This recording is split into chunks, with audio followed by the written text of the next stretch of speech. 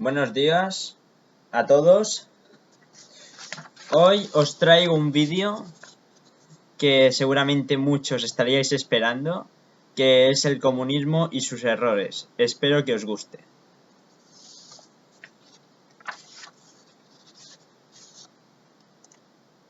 Vale, ¿quién era Karl Marx? Karl Marx y Friedrich Engels, con quien compartiría una estrecha colaboración intelectual y política, inventaron lo que se llamaba el socialismo científico, basado en la crítica sistemática del orden establecido y descubrimiento de teorías que conducirían a su superación. De hecho, sería la fuerza de la revolución la forma de acabar con la civilización burguesa.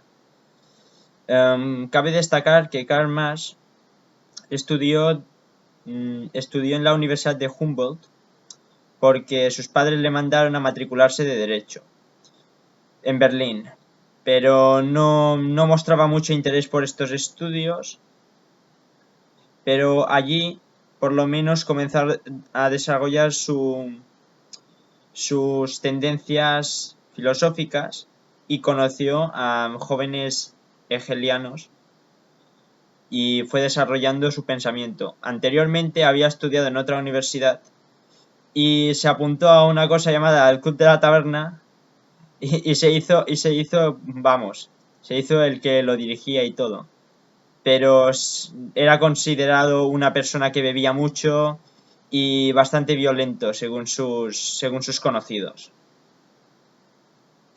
Aparte de ser acusado por su padre y sus familiares de que se estaba gastando mucho más dinero del que se gastaban la media de los jóvenes de su edad.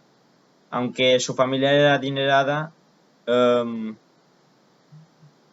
pues él abusaba de este dinero y prestaba poquísima atención a sus estudios. Cabe destacar que esta persona trabajó bastante poco, pero bueno, voy a seguir. Finalmente se doctoró en la Universidad de Jena, conocida en el ámbito académico como el centro donde se conseguían los títulos fácilmente, con una tesis sobre el materialismo de Demócrito y Epicuro. Llegó incluso a batirse en duelo y en el diploma que se le extendió la institución que constaba que había sido denunciado en varias ocasiones por no saldar debidamente sus deudas económicas. En aquella época fue frecuente que su padre le llamase la atención, por lo que he mencionado antes, por el mal uso que hacía del dinero que la familia le enviaba para su manutención.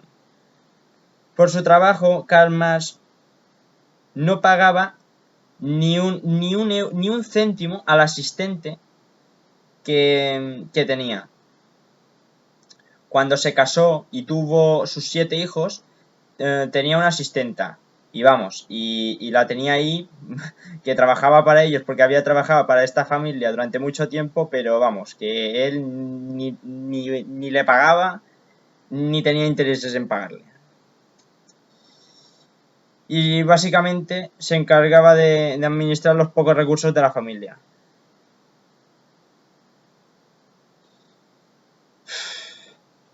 Bueno, al final esta persona trabajó básicamente en periodismo, hizo sus libros, uno de ellos era El Capital, y que vendieron mucho alrededor de Europa y del mundo.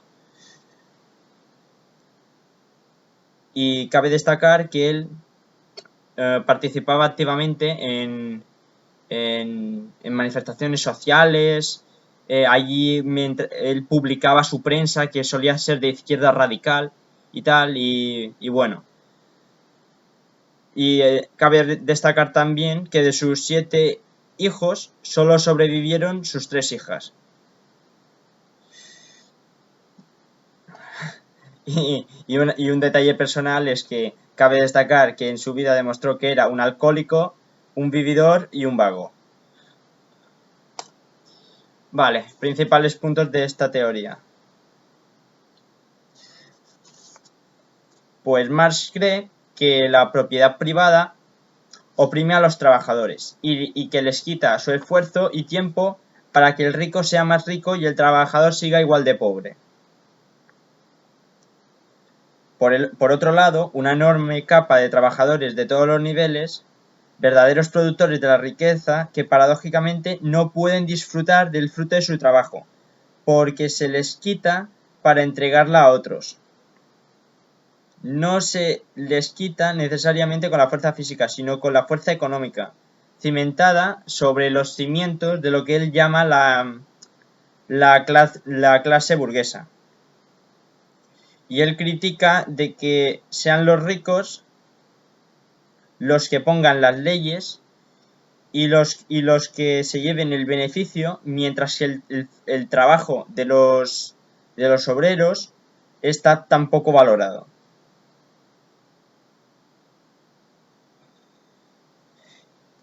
Y cree que los medios de producción no deben de estar en manos privadas, sino que deben estar en manos de los trabajadores. Y nos hacemos una pregunta: si el trabajo genera derecho a la propiedad, ¿cómo es que los trabajadores carecen de todo y los que nunca trabajan poseen todo? Porque él consideraba que los empresarios, como no trabajaban, no tenían derecho a llevarse la riqueza que... Como los jefes no trabajaban en esa época, y esto es cierto, que eran esos años, y no trabajaban, pues obviamente encontraba injusto que el trabajador, que era el que más trabajaba, no percibiese el beneficio que percibía el dueño de la fábrica. Y luego dijo que se debe a un hurto, a un robo del que nuestros economistas oficiales no dicen ni una sola palabra, porque consideraba que el rico se llevara el beneficio y que al pobre le diesen un salario de miseria, eso era como robarle su esfuerzo y su trabajo.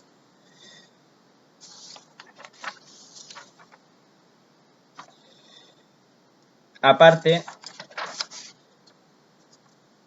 consideraba que los principios de libertad e igualdad permiten la explotación y subordinación del trabajo al capital. Son una condición funcional, histórica y real del desarrollo capitalista. La venta de la fuerza de trabajo permite al trabajador, mediante el salario obtenido, apropiarse de los medios de vida estrictamente necesarios para su existencia y reproducción como tal, como trabajador asalariado, a la vez que acrecentar de manera ampliada al capital. La propiedad, la libertad y la igualdad significan la unión, la explotación y la degradación de la dignidad humana. Solo en la sociedad comunista la propiedad quedará desprovista del poder de oprimir y explotar, y la libertad y la igualdad formal será real, verdadera libertad e igualdad. Considera que una vez la propiedad esté en manos de los trabajadores, por fin se dejará de esclavizar a estos trabajadores y por fin tendrán la libertad que se merecen. Punto 2. La libertad de asociación permanente de los trabajadores, relacionada con las luchas obreras y el desarrollo industrial capitalista, permite vincular el ejercicio de las libertades propiamente políticas. Una acción política eficaz para imponer de manera contradictoria en la ley la protección y garantía de sus intereses. Su reconocimiento legal es un medio de lucha para lograr su victoria final. Considera que los trabajadores estén unidos como una clase, los fortalece para hacer presión y conseguir esa protección, esas garantías y presionar para que la ley les favorezca a ellos. Él entiende que se necesita una dictadura del proletariado como transición a la desaparición del Estado. En esta, los proletarios toman el poder para hacer una sociedad más justa, y en haber llegado el Estado, desaparecerá. ¿Por qué? Porque una vez ya se ha conseguido que los trabajadores se adueñen de las empresas y ya se haya creado esta sociedad utópica, el gobierno ya no será necesario como regulador. Y también hizo la previsión de que el capitalismo estaba destinado al fracaso, y la historia ha demostrado que se equivocaba. El capitalismo ha evolucionado a lo largo de la historia, y ahora es el principal sistema en la mayor parte de países del mundo. Y es considerado el mejor sistema después de la Guerra Fría, con la Unión Soviética, o también llamada URSS. Al final, los países capitalistas se recuperaron de la crisis y los comunistas se estancaron económicamente. Un poco de verdad. En las épocas en las que vivió Karl Marx, la burguesía oprimía al proletariado. Y no es de extrañar que saliese una teoría que favoreciese al más pobre, pero la sociedad ha evolucionado. Y un trabajador hoy en día gana más que hace muchos años atrás, debido a los derechos y por el consumo a nivel internacional. Ya no lucha contra el empresario, es más, quiere que venga una multinacional y le contrate.